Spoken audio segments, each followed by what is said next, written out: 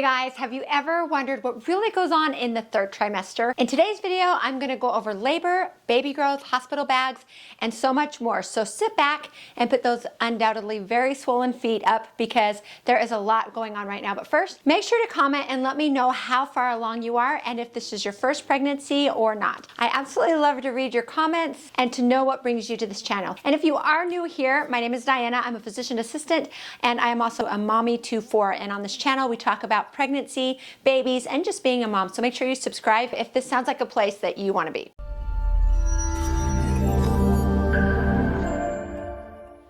So the third trimester is from week 28 to the birth of your baby. And this is the final stretch where your baby will reach their full development. There are going to be a lot of changes going on, particularly with your body. The baby too, and we're going to go over both. For you, a lot of the changes come with the fact that everything is getting bigger. Your baby and your uterus, which of course makes your tummy bigger. And your breasts are getting bigger and some of your veins might be getting bigger. Now we call these varicose veins. And then your ankles and your hands also might be bigger. In fact, the only thing that seems to be getting smaller for me in my third trimester was my bladder and also my patience.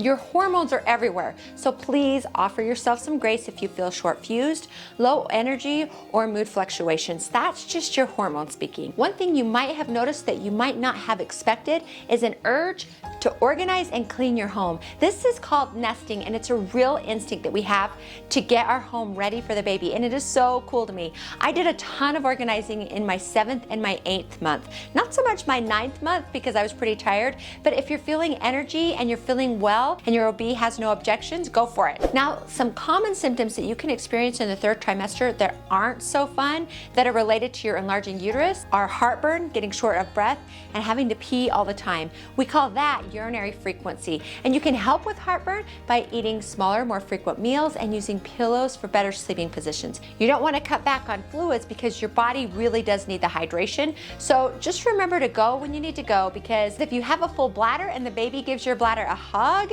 you can have an accident. No! Now onto your baby. During the last 3 months of pregnancy, your baby's bones are hardening, all except for the skull, which thankfully remains a little softer for the delivery so that the head can pass more easily through your birth canal. Now during this time, your baby's gonna grow from around 10 inches long from crown to rump, and weighs nearly 2¼ pounds to about 14 inches long from crown to rump, and will weigh approximately 7½ pounds, give or take. Your baby's eyes are going to start to blink, and they also have fully developed hearing. Your baby can respond to external stimulation like light and like sound. Now your baby is also gaining weight and adding fat for warmth after the baby is born, which is what makes those little cheeks and legs so chubby and cute and pinchable. As the baby gets bigger, there's less room in your uterus for kicks and for punches. So you might not feel the bigger jolting movements, but you are gonna feel big rolling movements as they move and wiggle. And this is when they will often maneuver themselves into the head down position in preparation for birth. Now back to you, it's important to remember to take care of your emotional health. The third trimester is an up and down roller coaster that ranges from excitement and anticipation to anxiety and even fear about your labor and becoming a parent. Now you can help yourself mentally prepare for the arrival of your baby through prenatal classes, reading about childbirth and parenting, speaking with other mothers about their experiences, and then the biggest thing that I can recommend, watching educational videos from a physician assistant with a ridiculously corny and quirky sense of humor. Ta-da!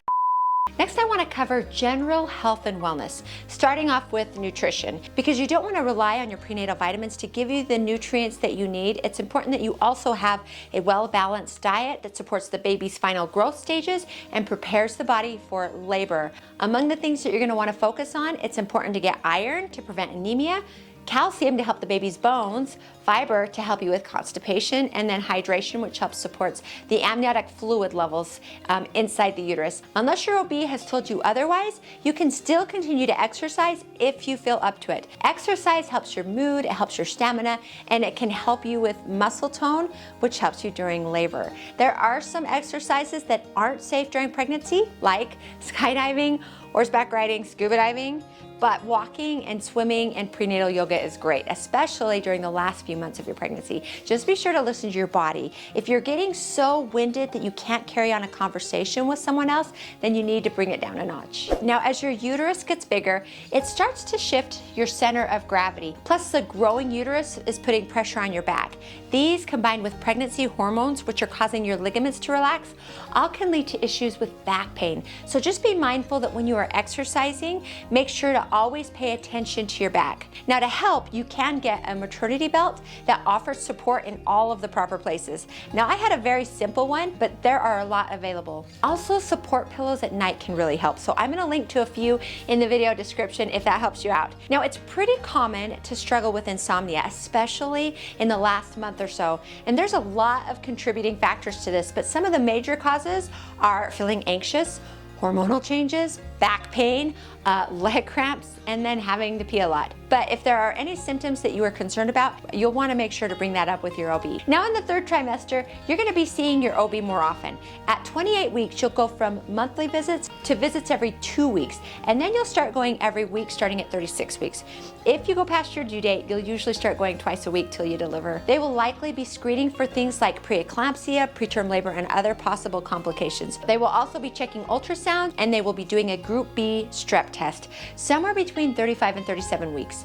Group B strep is a bacteria that's commonly in the vagina, and while it doesn't really cause problems with the mom, it can be dangerous for the baby. So if you test positive for Group B strep, they're gonna give you an antibiotic when you deliver. Next, we really need to talk about preparation for the delivery. Now, if you've never gone into labor before, and even if you have, it's normal to feel some anticipation about what labor will feel like. And a common question that I get is, what does labor feel like, and will I know when it happens? And although every person's experience is different, and I can't ever know how yours is gonna be, here are a few general things to remember when it comes to labor versus false labor, which is also called Braxton Hicks. False labor contractions are irregular, they do not get more intense or frequent over time, and they usually get better with rest or with having a glass of water. So if you're feeling contractions, here and there, but as time goes by, they come and go, they seem to be better if you drink a big glass of water and then lay down. That is more likely to be Braxton Hicks contractions or false labor.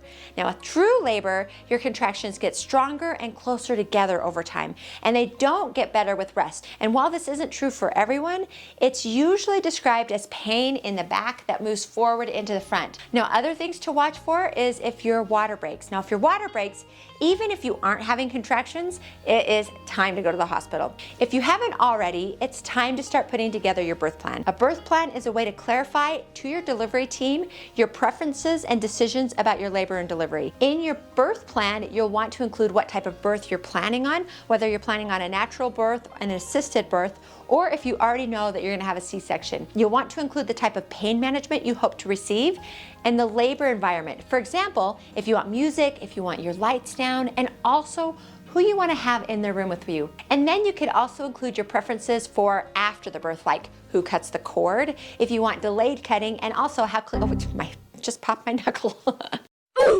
Who cuts the cord, if you want to have delayed cutting, and how quickly you want to have skin-to-skin contact. These are just a few examples of what you might want to include in your birth plan.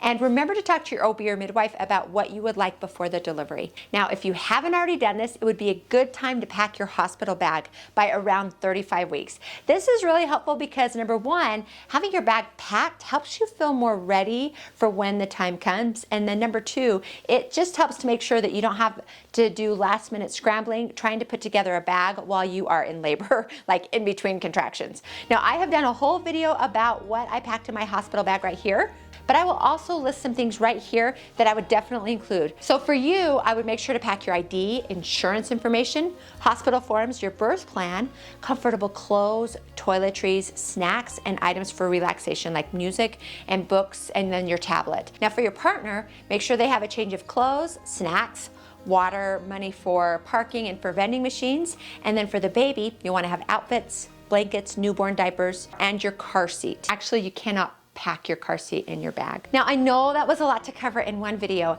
and there's really still so much to learn. But if you did like this video, you can let me know by just giving me a thumbs up, or even better, commenting down below. I absolutely love to read your comments. Now, I have made many more videos about the third trimester and how to prepare for labor, and in fact, I have a whole playlist, and I am going to link to that playlist right here. Be sure to click on that, and I will see you over there.